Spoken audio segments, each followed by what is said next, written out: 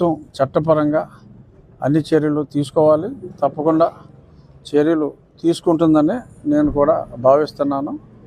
ఖచ్చితంగా అక్కడ అన్ని రికార్డ్స్ కూడా స్పష్టంగా ఉన్నాయి.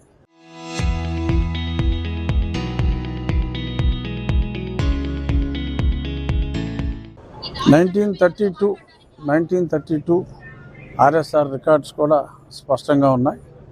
అక్కడ గుడి రామాలయం అనే ఉంది. రామాలయం పేరు మీదే గత కొన్ని దశాబ్దాలుగా అక్కడ బిల్లు కూడా పే చేయడం జరుగుతుంది. రాముల వారి విగ్రహాలు ఉన్నాయి.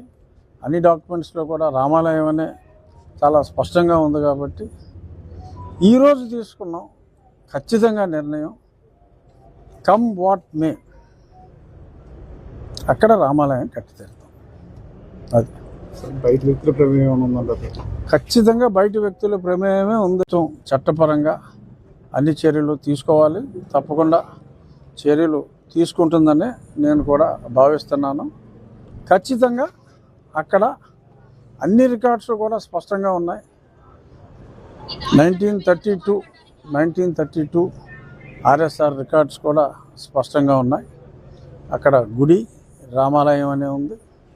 రామాలయం పేరు మీదే గత కొన్ని దశాబ్దాలుగా అక్కడ బిల్లు కూడా పే చేయడం జరుగుతుంది. రాముల వారి విగ్రహాలు ఉన్నాయి. అన్ని డాక్యుమెంట్స్లో కూడా రామాలయం అనే చాలా స్పష్టంగా ఉంది. కాబట్టి ఈరోజు తీసుకున్నాం ఖచ్చితంగా నిర్ణయం, కమ్ వాట్ మే,